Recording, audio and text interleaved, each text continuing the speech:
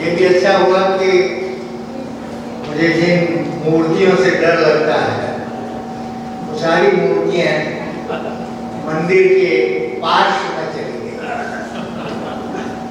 सोचा था कल निकल जाएगा समय पर ये कानपुर वाले ये जो संगमन के लोग हैं पता नहीं क्या विचार करके आते हैं। राजस्थान के लोग अधिकतर ठीक आराम से थे, खा पी रहे थे, सो रहे थे, लेकिन और वो भी शायद खा पी रहे होंगे, लेकिन बैठे बैठे पता नहीं उनकी क्या स्थिति उनके बीच में, जैसे दूध में उफान आता है वैसे नहीं तो खुद आराम करते हैं तो दूसरों को करते हैं। विषय भी लेके आए तो एक ऐसी टेढ़ी खीर लेके के आए। टेढ़ी खीर का मुहावरा अगर आप लोगों से साहित्यकार सब जानते हैं, ये जो युवा लोग हैं ये नहीं जानते हो तो मैं आपको ये बता दूं कि ये मुहावरा कैसे बना। एक अंधा आदमी था, उसको एक दावत पर भोजन पर बुलाया गया और उसके सामने भोजन परोसा गया और भोजन में खीर थी जो सबसे ज्यादा स्वादिष्ट थी। तो अंधे ने कहा कि ये जो स्वाद वाली चीज है ये क्या है?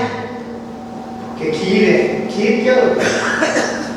कि खीर नहीं जानता, सफेद चावल, सफेद चीनी और सफेद दूध होता है उसके अंदर बना करके। अच्छा, अंधे ने पूछा तो ये सफेद क्या होता है? सफेद नहीं जानते, सफेद सफेद नहीं मतलब। अंधे की फिर जिज्ञासा थी कि मुगला क्या होता है। तो अगला आदमी भी जवाब देते देते थक गया था, उसने अपने हाथ से मुगले की मुद्रा बनाई और उसने ऐसा होता है।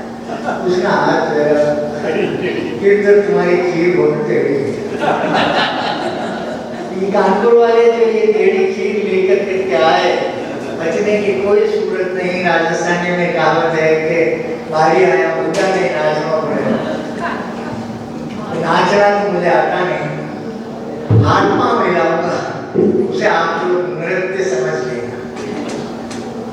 मित्रों, इतना बड़ा बृहद और बहुत गंभीर विषय जो है, उस विषय को लेकर के अब तक जितने भी सत्र हुए, जिन जिन लोगों ने हमारा मार्गदर्शन किया, अपनी आत्म संघर्ष जो रचना का आत्म संघर्ष है उसको लेकर के अपनी अपनी टिप्पणियां की। और दो बातें मुझे इस विषय को देखकर सबसे पहले मेरे दिमाग में आती है। एक तो क्रिएटिविटी सिर्फ लेखकों का दायरा नहीं है, ये जो सृजनात्मकता है ये सभी कलाओं में होती है। और जैसे हेतु जी बता रहे थे कि उनके गांव में तो जो खाट बनने वाला है वहां पर भी उन्हें ये सृजनात्मकता नजर आती है। तो बहुत सही कहा कल अपने वक्तव्य में आचार्य साहब ने, आचार्य जी ने जब ये कहा कि मनुष्य के अंदर जो भी नेचुरल इंस्टिंक्ट्स तो होती हैं, आप सब जानते हैं, निद्रा, भूख, आहार और ये सब, कि उन्होंने दो बातें बहुत उसके साथ में जो उन प्रवृत्तियों को जोड़ा, उन इंस्टिंक्ट को जोड़ा जो बहुत महत्वपूर्ण, और इस तरह से कभी नहीं कहा। तो उन्होंने ये कहा कि मनुष्य की जन्मजात प्रवृत्ति होती है सृजन। तो ये सृजन जो प्रत्येक मनुष्य के साथ, हर व्यक्ति अगर उस वृत्ति के साथ जन्मता है तो उसके साथ वो क्या करता है, कब मौके मिलते हैं, कब अवसर मिलते हैं। तो मैं यूं तो उसकी सैद्धांतिकी और उसके अंदर नहीं बता सकता, मैं तो देसी आदमी हूँ, देसी भाषा का लेखक, इसलिए मेरे मापदंड भी देसी मापदंड। मेरा मापदंड ये है कि क्रिएटिविटी नापने के लिए कि कोई भी रचना, और विशेषकर कविता से को यहाँ माइनस करना पड़ेगा, अधिक कविता साथ नहीं देती, जो कहानी है, उपन्यास है, नाटक है, ये जो गद्य की विधाएं हैं जिसमें एक व्यक्तित्व को और एक कृतित्व को, एक व्यक्तित्व को रचने की गुंजाइश होती है, वो वाली सारी कलाओं में जो अब तक है वो उस क्रिएटिविटी का नोटिस कैसे? सबसे पहले आप ये माने कि अगर मैं एक स्टैटिस्टिक्स में एक बार डायग्राम होता है तो इसे आप बेस लाइन समझ लें और इसके बाद आप उस कथा को उस पर रखें। तो कथा कौन सी नहीं, मेरे मापदंड में, मेरे पाठक के ये तय करने के लिए कि कथा कौन सी अच्छी है, एक ही मापदंड है मेरे लिए कि वो मेरी स्मृति में अटक कर रह जाए। वो एक ऐसा पात्र का सृजन हो जो जिस पात्र के सृजन को लोग भूल न सके। ये क्रिएटिविटी की पहली शर्त। और इसके अंदर अब कौन कितना बड़ा पात्र रच रहा है ये सब इसके लिए बार डायग्राम बनाते हैं, हम उसको यूं करते हैं, उसको खींचते हैं। पॉजिटिव है उसको इधर कर लीजिए, नेगेटिव है उसको नीचे कर लीजिए। पर नेगेटिव पात्र का सृजन भी पॉजिटिव क्रिएटिविटी। आप रावण नहीं बना सकते जब तक आप रामचंद्र नहीं करते। तो जब मैं पूरे के पूरे परिदृश्य को देखता हूँ तो मुझे ये समझ में आती है कि मैं उस क्रिएटिविटी के रिजल्ट जिसको सृजन कहते हैं हम, और मैं ये कहूँगा कि किसकी स्मृति रहती है उसमें पात्र हो ये भी जरूरी नहीं, स्थितियाँ भी जरूरी होती, संवाद भी जरूरी होता है। यदि एक संवाद भी आपकी स्मृति में टकता है तो इसका मानी है कि वो रचना का आपके भीतर जीवित है और उस रचना में जान है और उस रचना में ताकत है। और वो रचना क्योंकि एक तरफ जो ये बेस लाइन है इसे क्यों समझिए कि ये सामान्य मनुष्य है और ये सामान्य पर जोर, इसमें कुछ भी विशिष्टताएं नहीं है। बस आएंगे वो दौड़ना उड़ना खाना पीना ये सारी क्रियाएं करता है, अपना छोटा मोटा धंधा भी कर लेता है। लेकिन कौन सा पात्र आपकी स्मृति में जाएगा वो ये सामान्य पात्र नहीं है। और जिस तरह से कल आचार्य जी कह रहे थे कि जो हमारी सभ्यता है, मनुष्य का जो विकास है, जो डेवलपमेंट है, और उसमें वो जो चेतना के बार बार पुनर्नवा होकर करके और उसकी परंपरा की बात कर रहे थे, उस चेतना को पुनर्नवा करने का काम भी ये क्रिएटिविटी है, सृजनात्मकता है, ये कैटलिस्ट की तरह उसमें काम आती है। कभी आप उस जो आपकी चेतना, जो परिष्कृत चेतना है, जो नई अभी आपके पास आई हुई चेतना है, उसका आप प्रयोग भी तभी कर सकते हैं जब आपके पास क्रिएटिविटी की समझ हो। आप उसको पकड़ भी तभी सकते हैं, अन्यथा तो ये सिद्धांतिक रूप से आप कह सकते हैं। तो इसलिए मेरे यहाँ पर इन सब सारी चीजों को पकड़ने के क्या अवशेष, वो रचना गुजर गई है। अब उसका पात्र, उसकी कोई छवि, उसका कोई संवाद यदि मेरी स्मृति में छूटता है या पाठक की स्मृति में छूटता है या जिनके लिए लिखा जाता है उनकी स्मृति में छूटता है, तभी आपकी रचना सार्थक है। और तभी आप ये कह सकते हैं कि इसमें सृजनात्मकता का इन्वॉल्वमेंट, ये सृजनात्मकता का अच्छा प्रयोग है। मित्रों, आप एक बात और देखें, इस सृजनात्मकता को जब हम देखिए, मैं खाली अन्य कलाओं की बात नहीं करता क्योंकि उनमें भी कोई क्रिएटिविटी कम नहीं है। वाइसेंट वैन गॉग को देख लें, आप किसी को, मोनालिसा को देख लें, वो भी कोई कम नहीं है। पर मनुष्य के साथ में एक बहुत बड़ी बात यह है, साहित्य के साथ, कि वो भाषा में निर्भर करता है, चित्रकला रंगों में निर्भर, संगीत जो है वो स्वर में निर्भर है। तो उनके सबके अपने अपने उपकरण हैं, लेकिन साहित्य का जो उपकरण है वो शब्द है और शब्द भाषा से है। तो मेरे लिए जो भाषा है वो सर्वाधिक महत्वपूर्ण बन जाती है। किसी भी पात्र को गढ़ना तो बहुत आगे की बात है, क्योंकि यूं ही मैं ये कहता हूँ कि जो शब्दकारों की, साहित्यकारों की, कहानीकारों की जो रचना होती है, का जो सृजन है, वह सृजन दूसरे से कैसे अलग है।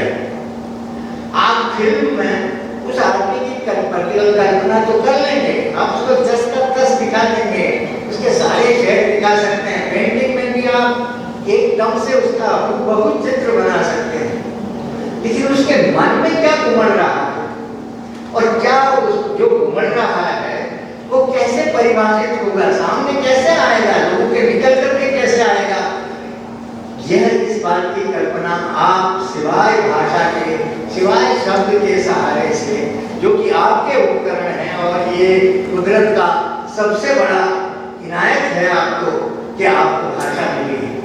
यद्यपि भाषा भी हम ही लोगों ने, लेकिन भाषा जो है वो हमारी सृजनात्मकता का उपकरण है। अब आपको कल मैं उन बातों को रिपीट नहीं करूंगा जो कल आचार्य जी का थे, और वो कई बार वो कह सकते हैं कि अनुभव और अनुभव की अभिव्यक्ति और अनुभव कैसे अभिव्यक्त होता है, और जो पूरी की पूरी प्रक्रिया सारे लोग जानते हैं, उसमें मुझे कुछ नहीं कहना। लेकिन कभी कभी ऐसी स्थिति भी आती है, और ये कितना महत्वपूर्ण उपकरण है भाषा कि इसमें मेरे एक मित्र हैं सीतांशु यशस चंद्र, आपने नाम सुना होगा, गुजराती के बड़े।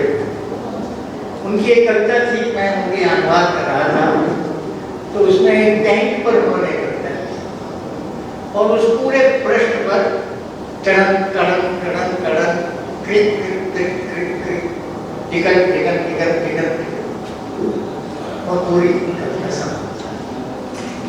वो एक बार मिल गई, तो मैंने उनसे पूछा, ये तो बताओ अब मैं इसका क्या अनुवाद करूं, ये क्या लिखा है आपने, और ये क्या है?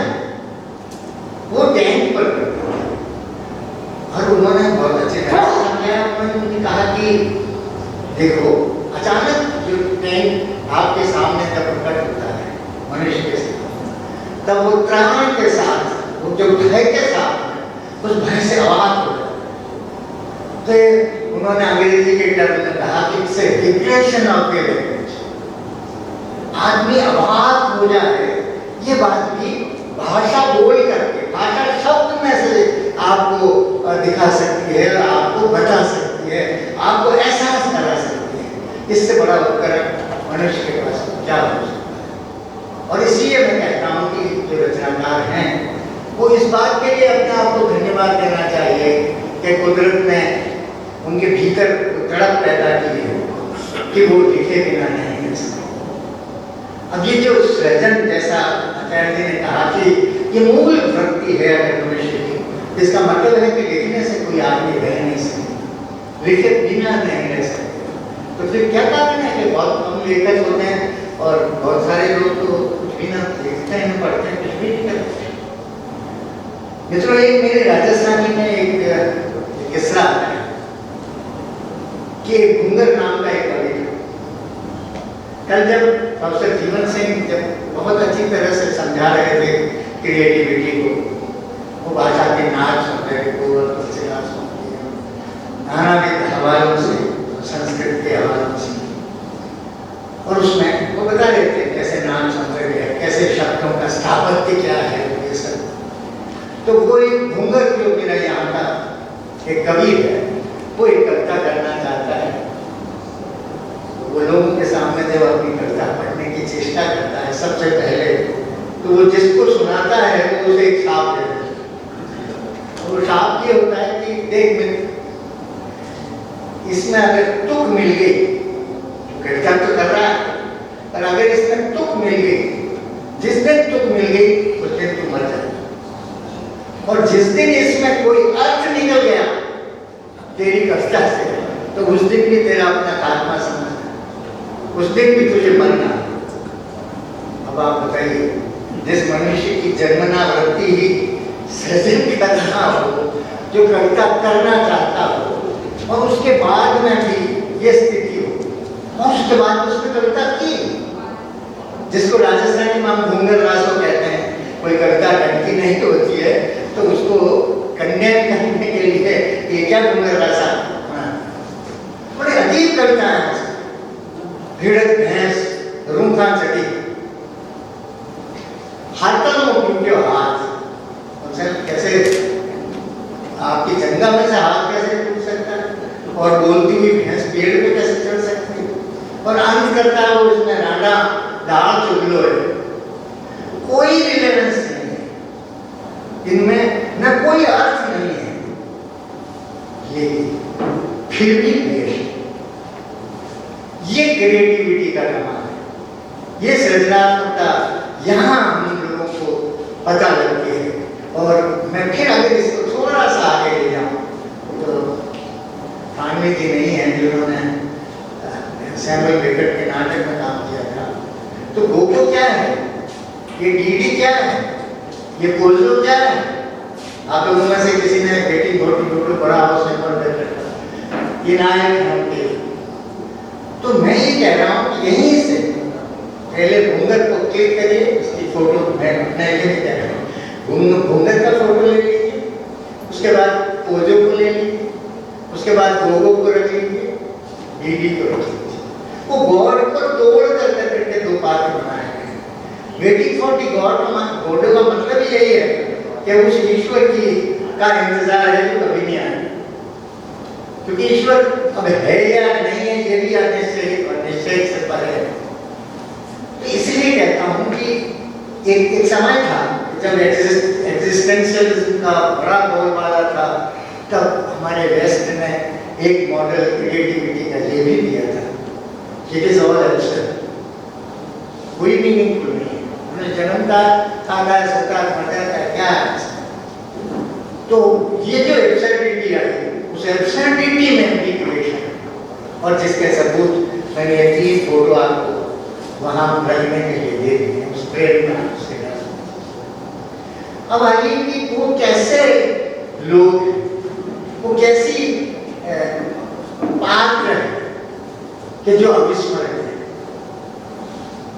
राजा रामचंद्र मेरे यहाँ पात्र, रावण पात्र, कृष्ण पात्र, कंस पात्र, और ये पात्र नहीं होते, इन पात्रों का जो सृजन हुआ है, जिस क्रिएटिविटी के सहारे सृजन हुआ है, उस क्रिएटिविटी को सलाम करने का मन करता है। इसके लिए मेरे उदयपुर के महाराणा जयराज सिंह, उसने एक चप्पल लिख करके और अपनी राजसमंद की तालाब की पाल पर लगा, वो ये था कि कहाँ राम कहाँ लक्ष्मण नाम रहिया हमारे, कहाँ कृष्ण बलदेव प्रकट भागवत पुराण। ये वाल्मीकि व्यास से कथा कविता न करता तो गुण स्वरूप सेवता और ध्यान मन कौन धर्मता। अगर ये लोग, इन लोगों ने कथा कविता नहीं की होती तो हम कौन से स्वरूप की पूजा करते, किस स्वरूप का ध्यान लगाते? राजसी कहे जग राणो नहीं जग अमर नाम चाहो का पूजो माम अवेश। इन कवियों के, इन साहित्यकारों के, इन शब्दकारों के पाँव का पूजन किया जाना चाहिए कि ये जिस पात्र को भरते हैं वो अतिरेक श्रद्धा में हमारा ईश्वर होता है। और इसलिए अब आप पूरे के पूरे हमारे जो महाभारत के पात्र उठा करके देख लीजिए, एक एक पात्र एक एक प्रवृत्ति को रिप्रेजेंट करता हुआ उसको सामने उसे आप भूल नहीं सकते। आप कर्ण को नहीं भूल सकते, आप विष्णु पितामह को नहीं भूल सकते, आप दुर्योधन को नहीं भूल सकते। मेरे यहाँ ईश्वरदास ने एक देवी का स्तुति लिखी है, देवियां, उसमें उसने लिखा कि देवी जो कुछ भी करती है वो सब तू ही करती है। रट ढरे रूप दस्कंद रूप, कि जब तू जिद के रूप में दस्कंद रावण के ऊपर मेहरबान हो, और वो कहता पिंगल प्रसन्न, मुझ पर एक शारदा रूप पिंगल प्रसन्न, यदि मुझ पर प्रसन्न होना है देवी तो तुझे शारदा होना, और शारदा में भी क्या, मुझे पिंगल दे, पिंगल में संसार, ताकि मैं क्रिएट कर सकूं। तो इस क्रिएशन की जो मूल वृत्ति है न तो उसे रोका जा सकता है। तो इसलिए जरूरी है कि वो उसके जो मापदंड है, क्या अच्छा है क्या बुरा है, और कौन सी कमजोर रचना है कौन सी अच्छी है, ये भी हमारा शब्दकार ही करता है, जिसे हम आलोचक कहते हैं। और हमारा जो पाठक है वो उसको नजरअंदाज कर देता है, वो अपनी स्मृति में नहीं डालता। तो जो चीजें स्मृति में आ जाती, ये इतनी आसान चीज नहीं है मित्रों। इसलिए मैंने कहा कि अव्वल तो कोई भी कहानी उसका नोटिस लिया जाना चाहिए, नोटिस लेते ही उसका वो एग्जिस्ट करने लगे। नोटिस ही नहीं लेते तो वो नहीं करते, एग्जिस्ट ही नहीं होती, तो फिर आप उसकी क्या ऊंचाई और क्या नापेंगे? आप देखें कि हमारे यहाँ किंग मिडास, ये सब मिथक बन गए, ये सब पात्र हैं, ये सब क्रिएटेड सर्जन है हमारा। किंग मिडास, शाइलॉक, विजडम देखा था जो वो है एक पुजारी, इसका शीतला का पुजारी है, जो एक दिन अपनी गरीबी से तंग आकर एक दिन देवी के ऊपर मोगरी लेके उठता है और कहता है कि देवी बहुत अरसे तक मैंने तेरी सेवा कर ली, अब तो तेरी खैर नहीं, आज से रोटी मिलती नहीं और कुछ भी नहीं, तंबाकू पीता हूँ वो भी अवेलेबल नहीं, क्या करूँ तेरी पूजा में। और जब मारने को वो खड़ा होता है कि देवी की मूर्ति बोलती है क्या चाहिए तुझे, क्यों मार रहा है? मैंने कुछ नहीं, मानो तो देव नहीं तो भीतरा देव, फिर मैं कूटिया थके जुगाएगा काचरा नहीं तो कूटिया थके काम है। तो उसने कहा देवी ऐसा मत कर, देवी ने कहा रुक जा ऐसा मत कर, तू मेरा भगत है, तू मांगेगा तो दे, पक्का। लेकिन एक बात का ध्यान रखना, पड़ोसी को मैं उससे दुगना, उसको कहा उस समय पड़ोसी याद आवे, उसने कहा ठीक है, वो कहता मेरे सतकंडिया मैल हो जाते, सर हो जाता। ये सबसे पहले अरे वो जी कहानी को मठोड़ते हैं, हमारा चरण से कह रहे थे ना इसमें से कुछ भी इधर उधर न करें, तो वो पुजारी चिलम को ये कहता है, सबसे पहला वरदान मांगता है कि ये जो मेरी चिलम है सोने के फट सो जाए। उसको तब तक पड़ोसी का और उसका किसी का इल्म नहीं है, बाकी पूरे गांव में जितने भी लोग हैं उनके घर में दो दो सोने की चिलम, वो कहता है मेरे सतकंडिया महल हो जाता है और देखता दूसरे लोगों के देखता है कि सबके दो दो हो गए, उसको इल्म नहीं है। वो कहता मेरे खाट हो सोने की पलंग बन जाता है और दूसरे के दो दो पलंग बन जाते हैं। यूँ करते करते वो जब ये सब कुछ हो जाता है वो कहता है यार सब कुछ हुआ कि नहीं हुआ, तब वो उस महल के साथ की मंजिल पर जाकर एक व्यू देता है, पूरे नाम को देखना चाहता है। वो जब देखने को खड़ा होता है तो वो जो कुछ उसे मिला है उसका आनंद तो भूल जाता है, लेकिन उसे वो जो पड़ोसी को जो दो हवेलियां बनी हुई है और उसे याद आता है फिर इनके यहाँ पे तो दो पलंग सोने के होंगे, दो चिलमें होगी, दो ऐसे होंगे, तो पता लगता है बिल्कुल सही कह रहे हैं, क्या चमत्कार हो। और आज उससे रहा नहीं जाता पुजारी से, और पुजारी कहता है अरे देवी मैं मान गया तो बहुत ही अच्छी है, मेरे आंगन में एक कुआ हो गया, कुआ हो जाता है पड़ोसी में दो दो, फिर वो कहता है कि मेरा एक कान से बहरा हो जाऊं देवी अगर मेरी बात सुनती है, तो उसका तो ये काम जाता है पूरे गांव वालों। और इसी समय उसकी पत्नी ऊपर से उतर रही होती है, वो भी सतकंडिया महल रहने जाती है, ऊपर से उतर रही होती है और उसी समय मांगता है मेरी एक आंख उठे, मैं तो देख लूंगा और सारे लोगों की और वो यूं ही वो एक आंख से अपनी पत्नी को कहता है अरे रुक, उसके तो दोनों ही कान बह रहे हैं, तो उसकी तो दोनों ही आंखें ऐसी गिरी हुई है, वो ये कहना चाहती है आगे, चाहता है कि आगे कुआ नहीं कह पाता। और पूरा काम पूरी रात भर दिन भर धड़ाम धड़ाम धड़ाम की आवाज होती है। ये आदमपुर कहानी मनुष्य का ये रूप भी है जो सृजनात्मकता सृजित करके हमारे सामने। इसलिए जो मैं जब कहा कि ये बेसलाइन है, ये साधारण मनुष्य है, इसमें जो भी विलक्षण है ये विलक्षण है, इस पुजारी में विलक्षण, ये मिडास में विलक्षण, ये शाइलॉक में विलक्षण, ये कर्ण में विलक्षण है, कर्ण उन अर्थों में विलक्षण। तो ये जो क्रिएटिविटी ने जो हमें उपहार किए, ये बात ये ही नहीं, अरे इस क्रिएटिविटी की मैनी फोर्स क्रिएट हुए पर फिर क्रिएटिविटी भी असर करती है, इसका भी एक नजर यही यहाँ मौजूद है। मैं आपको बता दूं, आप सब लोगों ने देखा होगा, महाभारत पढ़ी है तो आप सब लोग ययाति की कथा को जानते हो।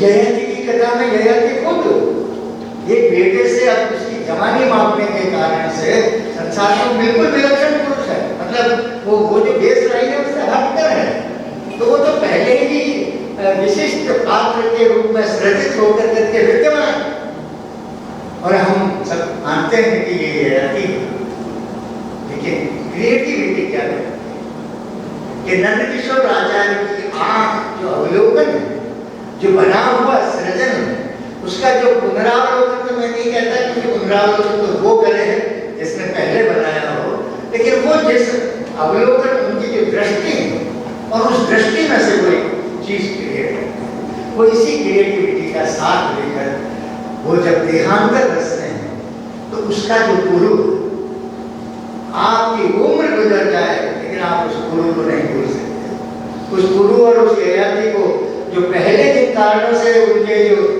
मुजस्सिमे या आपके फोटो मैंने उस फ्रेम में फ्रीज किए हैं, उसके साथ के साथ आप इसको भी, इस गुरु को जो बूढ़ा हो गया और क्या द्वंद है, क्योंकि वो गुरु की जो जवानी जिस शरीर में गई है पिता के यहाँ, उसका बेटा है, वो माँ हो गई, कैसे संसार करेगा?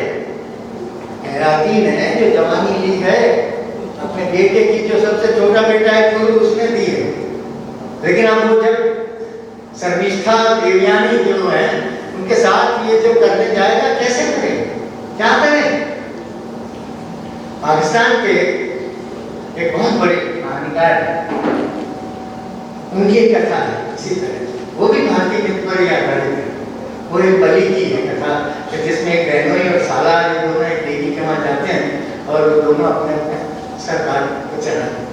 देवी प्रसन्न हो और देवी प्रसन्न होकर कहती है जल्दी करो जल्दी करो जल्दी करो, क्या ये क्या हो गया? उनकी स्त्रियाँ रोने लगती है, देवी ये क्या हुआ? तो कहती है ठहरो, कुछ नहीं। देवी द्रवित होकर कहती है चेको, मतलब राजस्थानी में बोल दिया, इसको जोड़ो वापस, जो जड़ से कटे हुए सर और हड़बड़ी, जो भाई का जो चेहरा है वो वहाँ उसके बहनोई के घर पर होता है और बहनोई के घर के ऊपर उसका भाई का चेहरा है।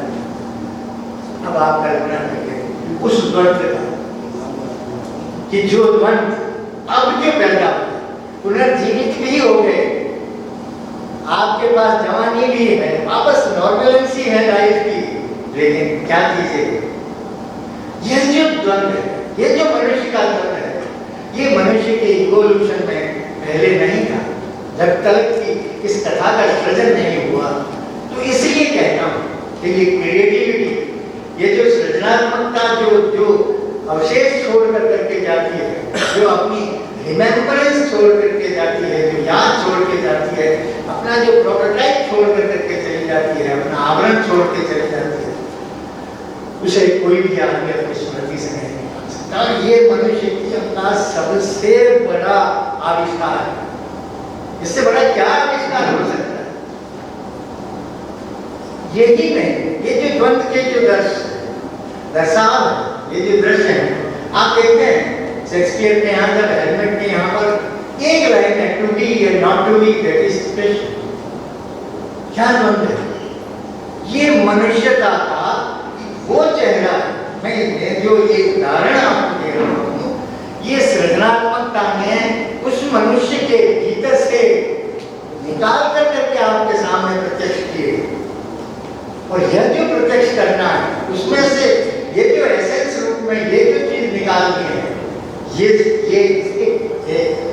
सृजनात्मकता के बिना नहीं संभव, और वो भी भाषा के बिना नहीं संभव। और उसमें भी जो शब्दकार है, वो जब तक इस तरह की दृष्टि से अवलोकित नहीं करता है, तब तक वो सृजित में से भी फिर सृजन नहीं कर सकता। अल्बर्ट कामू के कालीगुला को आप नहीं भूल सकते, आप अन्ना कैरेनिना को नहीं भूल सकते, आप चेखव की एक लाइन की मौत में आप उस स्वर्ग को भूल सकते हैं, उस सबऑर्डिनेट को जो छीन के कारण मरता था। तो ये जो कुछ चित्र हैं, ये जो कुछ पात्र हैं, ये जो कुछ सृजनात्मकता से मनुष्य को हासिल हुए हैं, ये मनुष्य का चेहरा है जो हमने नहीं देखा है और साहित्य ही हमें दिखा है। ये मानवता के चेहरे ही हैं, जैसे सब जीव में नहीं, क्योंकि और सब तो हम जानते हैं। ये बात विज्ञान भी कहता है कि सारे मनुष्य एक जैसे हैं, लेकिन सबके चेहरे तो नहीं। कहते हैं कि 83,000 साइंस के बाद में जो अगर मनुष्य के चेहरे के 10 सीलेंट फीचर्स नापे जाएं, आँख, नाक, कान या इस तरह से, तो उसमें से 83,000 चेहरों के बाद में एक उसके रिपीट होने के चांस है। 1,000 आदमी है, वो जैसे चलते हैं, आप उनकी कभी चाल देखी है? अद्भुत। उनको एक चाल करने के लिए फौज में 6-6 महीने 8-8 महीने के लिए माए से तेज चल कराना कर, ये लेफ्ट राइट करना पड़ता है जब जाते हैं। ये सब कुछ होते हुए भी साहित्य अपनी सृजनात्मकता के सहारे ऐसे बात, ऐसे चेहरे, ऐसे दृश्य हम लोगों को सामने दिखाता है कि ये देखो, ये भी मनुष्य का चेहरा है, ये भी मनुष्य। और इन्हीं अर्थों में जो हमारे शास्त्रों में सवेरे उन्होंने हेतु जी ने जो कहा था, हमारे काव्य संसारे, ये जो प्रजापति कवि है वो प्रजापति, इन्हीं अर्थों में कवि प्रजापति। मैं आपको अपराध और दोस्तों, अब मैं कह रहा हूँ कि दृश्य भी आपकी स्मृति में होते हैं, आप चाह करके भी नहीं भुला सकते। उसका नायक जो है वो रस्कोल्निकोव वो है हत्यारा। भैया आप मुझे बताना, मेरा समय हो गया, हाँ बस 2 मिनट। जो रस्कोल्निकोव तो हत्यारा और जो नायिका है वो 14 साल की कार्ड होल्डर वेश्या, कारीगर, उन दोनों को मिलाया है उसने दोस्तों ने। जो लंबा गलियारा है, सीमेंट भरा और अंधेरे से भरा हुआ, इधर से सोफिया पेट्रोना आ रही है, इधर से रस्कोल्निकोव आ रहा है। तो जब दोनों मिलते हैं तो रस्कोल्निकोव अपने घुटनों के बल बैठ कर करके जैसे कोई प्रार्थना कर रहा, वो सोफिया पेट्रोना का एक पांव पकड़ कर करके उसकी पंक्तली जो होती है उसका चुमता किस करता है उसकी पंक्तली को, और वो डर के पीछे भाग जाती है, 4 कदम पीछे, और वो कहती है कि क्या कर रहे हो? और रस्कोल्निकोव कहता है हत्यारा, कहता है मैं तेरे बहाने पीड़ित मानवता का सृष्टा। ये होती है सृजनात्मकता जो क्रिएट कर जाती है मनुष्य का। ये पक्ष, ये दृश्य आप भूल सकते हैं? नहीं भूल सकते। आप दृश्य नहीं भूल सकते, आप पुनर्सृजन का मैंने एक उदाहरण दिया वो नहीं भूल सकते, आप उन पात्रों को कालीगुला को नहीं भूल सकते, आप उसको नहीं भूल सकते जहाँ साथ में जो नौसिया का जो नायक है रेखाल जिसको सेकंड वर्ल्ड वॉर और युद्ध के बाद का जो सारे मूल्यों का खंडन मंडन हो गया है, सब क्षत विक्षत हो गए हैं, उनको नहीं भूल सकते आप। क्योंकि वहाँ पर जो नायक है वो एक पार्क में बैठा है, फूल उसे आकर्षित करता है, पास में जाता है, उसे उठता ही हर काम में उसे नौसिया होता है। ये नौसिया उसका एक नॉवलेट, ये नौसिया जो क्रिएट हुआ है। युद्ध भी मनुष्य की रचना है, मैं उसके ऊपर जोर नहीं देता, लेकिन युद्ध के बाद की जो स्थितियां हैं, युद्ध क्या क्या समाप्त कर देता है, इसको बताने के लिए, उस मनुष्य की उस करतूत को बताने के लिए ये जो इस नायक का श्रेय किया जाना सारी सौंदर्यात्मकता उस हेट्रिक में, उस वमन की चेष्टा में, अब उसमें कन्वर्ट हुआ शब्द का ये। और अंत में एक उदाहरण और दूंगा। एक फेबल्स होते हैं, इन फेबल्स को भी फिर से लिखने की कुछ लेखकों ने चेष्टा की। उसमें सबसे पहले लेव टॉलस्टॉय जैसे महान लेखक नहीं लिख सकते, नई फेबल बना नहीं सकते।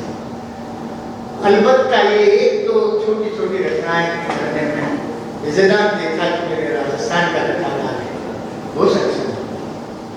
उन्होंने आपने सुना होगा एक कहानी है कि कौवा कहीं से रोटी का एक टुकड़ा लेकर डाल पर आता है और एक फॉक्स जो लोमड़ी है वो आती है और लोमड़ी इसको कहते रहते हैं दादा दादा बहुत अच्छा गाते थे, तो मैं गा के सुना ना, वो बोला बोलता है रोटी नीचे गिरता है लोमड़ी। ये तो फेबल। अब आप इसमें क्या और क्रिएट कर सकते? फिर भी इस मनुष्य की इसी क्रिएटिविटी को मैं सलाम करता हूँ। मैं क्या दुनिया सलाम करती है। अब विजयनाथ देता लिखते हैं कि वो लोमड़ी आई, वो उधर से फिर कौवा है, उसमें उसकी मूल कथा को नहीं बदल की लोमड़ी कहती, वही डायलॉग कि वो अच्छे गाते हैं, वो मुंह हटा कर यूं यूं करता, वो जानता है कि मुंह बोलते ही तो रोटी गिर जाए, लोग टुकड़ा गिर जाए, इसलिए वो कौवा जो है वो अपने चेहरे से और हाव भाव से मना करता है। यार मैं सब जानता हूँ, पिछली बार तो ऐसा लोमड़ी ने कहा, अरे वाह क्या बुरा हुआ है कौवा, 4 कदम पीछे। तो उसने कहा बोल रहे आराम से, उसमें क्या दिक्कत है, भाई जवाब तो दे। उसने कहा फिर वो कुछ बोलने के लिए मुंह खोलता है कि रोटी गिर जाता है, वो फिर 4 कदम पीछे चली जाती है और लोमड़ी कहती डर मत, डर मत, कुछ नहीं, मेरी रोटी गिरी है ना, आ ये कौवा नीचे आता है उस रोटी को लेने के बाद। लोमड़ी जानती है कि रोटी तो भागेगी नहीं, सबसे पहले कौवे उसके बाद जानती है कि रोटी के टुकड़े को तो आराम से खाए। ये जो फेबल, इस फेबल की भी जब पुनर्रचना जो हमारा कर्तकार कर देता है और ऐसे चित्र और ऐसे पात्र हमें सौंप कर करके चला जाता है। इसलिए मैं ये कहता हूँ कि मनुष्य का जो सबसे बड़ा आविष्कार हाइड्रोजन बम नहीं है, मनुष्य का जो सबसे बड़ा आविष्कार है वो शब्द और भाषा के माध्यम से, तो भाषा जो आवाज को भी, रिग्रेशन ऑफ लैंग्वेज को भी एक्सप्रेस कर सकती है, उसके माध्यम से एक ऐसी दुनिया रचना जिसके लिए एक हमारे रूस के बहुत प्रसिद्ध कवि हुए हैं आंद्रे बुजेव्स्की, जो उसको प्रतिसंसार वही पारे काव्य संसार है, जो कहा गया है कवि जो है प्रजापति है, ईश्वर ने जो सृष्टि करी उसको चुनौती देते हुए ये जो पात्र जो सृजनात्मकता के सहारे सृजित होते हैं, ये और क्या है, ये चुनौती है उसको, ये देख तुमने तो ये दुनिया बनाई और हमने ये दुनिया।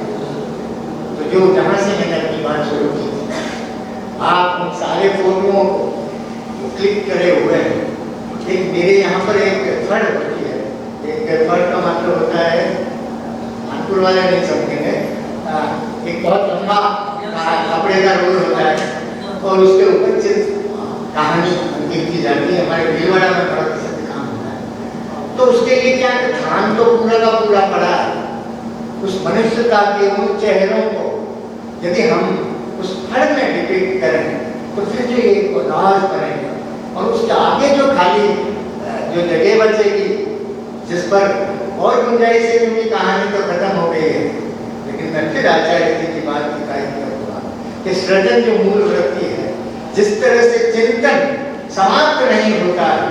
उन्होंने कल कहा था कि मनुष्य के विकास का अंतिम सोपान क्या है, उसका जवाब यही है कि कोई अंतिम सोपान हो नहीं सकता, क्योंकि जब तक मनुष्य रहेगा जब तक उसके विकास की संभावनाएं होंगी, जब तक विकास की संभावनाएं होंगी तब तक सृजनात्मकता जीवित रहेगी। और ये जो खाली जगह है इस पर फिर से नए चित्र बनेंगे उन लेखकों के द्वारा बनाए गए कि जिनको जो हमारी स्मृति में भटके। मेरा अमरीक सिंह साहब से परिचय नहीं है, लेकिन मैं अभी भी इनकी मेरी स्मृति में इनकी कहानी का एक छोटा सा अंश बहुत अर्से पहले पढ़ी हुई अभी भी मौजूद है। एक मध्य वर्गीय परिवार है, उसमें एक आदमी बाहर नौकरी करता है और एक रात का वक्त था और वो अपने घर आता है और ये सारे के सारे एक आंगन में सो रहे हैं जिसमें उसकी पत्नी भी है और उसे एकांत चाहिए क्योंकि सवेरे उससे वापस लौटना। क्या दृश्य है आप देखें। और ये काम, ये जो दृश्य भी जो क्रिएट करता है, पात्र नहीं, ये दृश्य भी जो क्रिएट करता है वो सृजनात्मकता के सहारे मनुष्य का सबसे बड़ा वरदान होता है, रचनाकार का सबसे बड़ा वरदान। एक मित्र हैं मेरे, उनको नाम लेने से उनको बहुत बुरे, उनकी एक नायिका, एक संवाद है उनकी एक कहानी की, एक नायिका जो ये कहती है कि मैं ड्यूरिंग कोइटस मरना चाहती हूँ, मैं संभोग की अवस्था में ईश्वर मुझे मौत दे, क्या मरना चाहता। ये मनुष्य के कौन से चित्र हैं जो अब तक हम नहीं जान पाए और जिनको ये शब्द से, ये शब्द शिल्पी, जिनको ये कहानीकार जिन्हें निकाल दिया। उसमें मैं उस खरगोश के लिए, खरगोश कहानी वाले उस किशोर को भी डिपिक्ट करना चाहता हूँ और उस कोलाज में इकट्ठा करना चाहता हूँ कि देखो ये भी मनुष्य है और मनुष्य के कितने फैसले। और इसलिए मित्रों, ये जो मैंने बेसलाइन करी थी, इसमें पुण्य पाप, अच्छाई बुराई, कमजोरी, माठाई सेठाई, इन सबको इधर ऊपर और नीचे आप खींचते हुए अब इसको खड़ा कर दीजिए।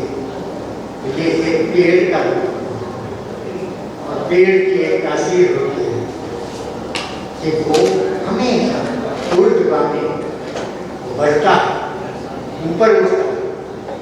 और ये जो ऊर्ध्वगामी होना है, क्योंकि क्षितिज तो बुलावा इल्यूजन, लेकिन ये भी जो है ये रियल नहीं है। ये जो आपका क्रिएटेड आपके ये जो मॉडल है, जो पेड़ बन गया है, उसको सृजनात्मकता की खाद जो है वो इसको निरंतर विकसित करती रहेगी और एक दिन ये उधर बढ़ता रहेगा।